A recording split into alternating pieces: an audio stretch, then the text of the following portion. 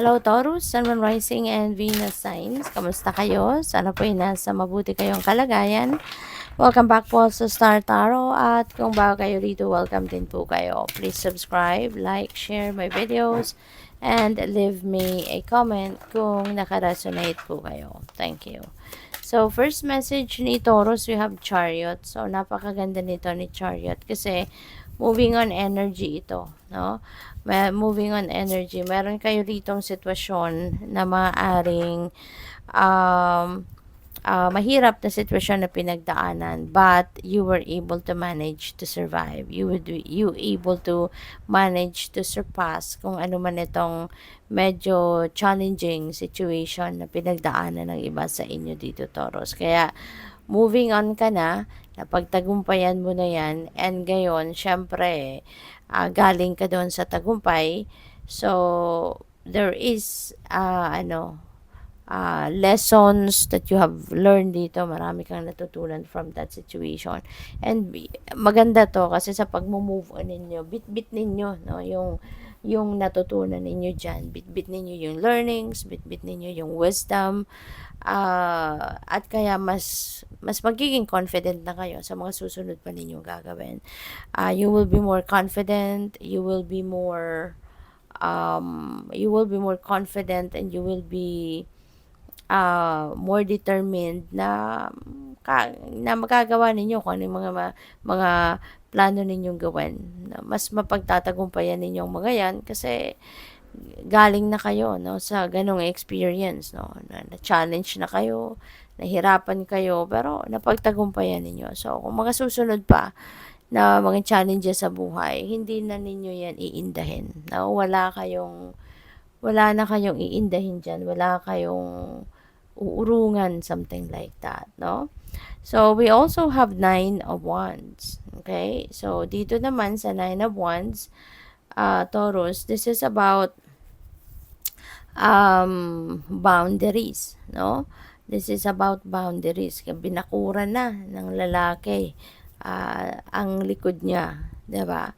So, maaring he is protecting something or trying to defend something dito. So, maaring may ganong sitwasyon kayo, Taurus, no? No, you are trying to protect, 'di ba? You're trying to protect whatever it is, no, na mahalaga sa iyo, or you're trying to protect yourself. O pwedeng ganon, no? Or ang damdamin mo, yung ganon. Kasi baka ang iba sa inyo dito, baka naaabuso na din kayo ng mga tao sa paligid ninyo. Maybe you are sobrang mabait, no?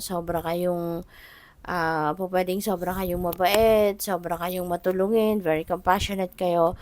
At may mga tao talaga na, alam mo yon, tinulungan mo na, pinakain mo na sa kamay mo, gusto ka, pati kamay mo kakainin pa.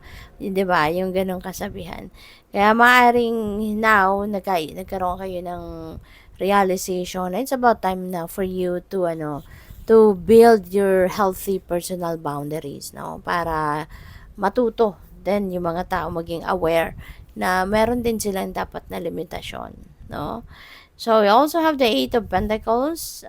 This could be about work, no? Siguro, sobra kayong masipag, you're diligent, you are very committed and dedicated sa trabaho ninyo. Pinapakita lang dyan kung gaano kayo kasubsob sa trabaho, you know? And alam mo, yung sipag at tiyaga mo, one day that is going to will be rewarded, no? Maaari nga ngayon baka meron kayong ma-receive na mga reward, no? Pwedeng may extra bonus, pwedeng may promotion, or pwedeng mabigyan kayo ng pay raise or additional employee benefits, you know, kung kayo ay nag-i-employo, yung gano'n. So, good job, no, Taurus. Ipagpatuloy mo lang, no, kung ano man yung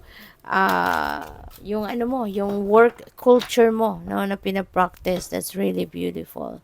So, tignan natin kung ano pa ang mga kaganapan dito for Taurus. We have number 85, follow your dreams, okay? Hindi, yung pagsunod natin sa or pag-take action natin towards pagkamit ng ating mga pangarap, it doesn't come with age, it doesn't come with age, it doesn't come with kung nasaan kayo, saan kayo nakatira, anong klase buhay ang meron kayo. Hindi ganun eh.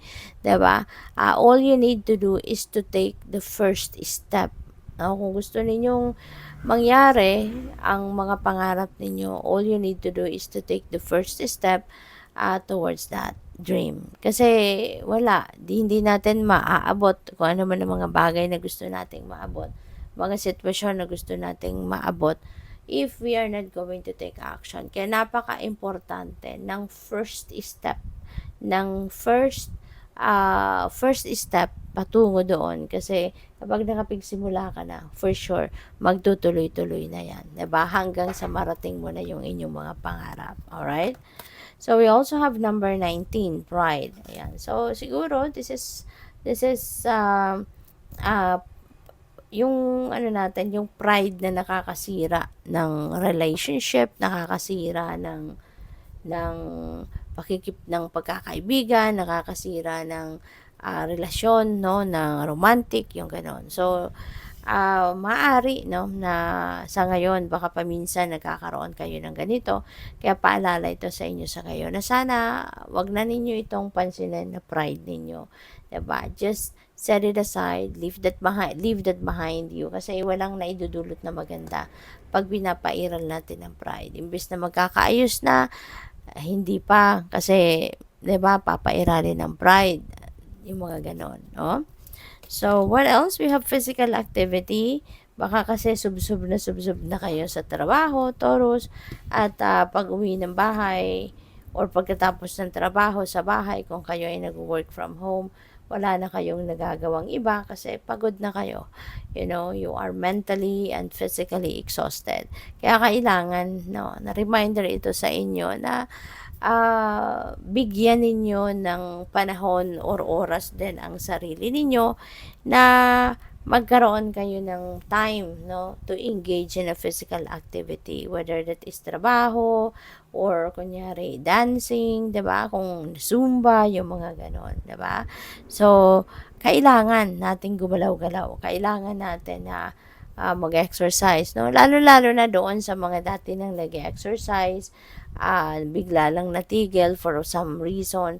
Pero, depende yun, sa bawat isa sa inyo, Taurus. Hindi tayo lahat fit to exercise. Kaya kung ano yung dati ninyong ginagawa na physical activity that you enjoy, na nakakatulong din sa health ninyo, then yun ang paalala dito, no, na wag din yung tuluyan ng kalimutan, no, yung physical activity na yan. So, good luck sa'yo. Thank you for watching. Love and light. Namaste.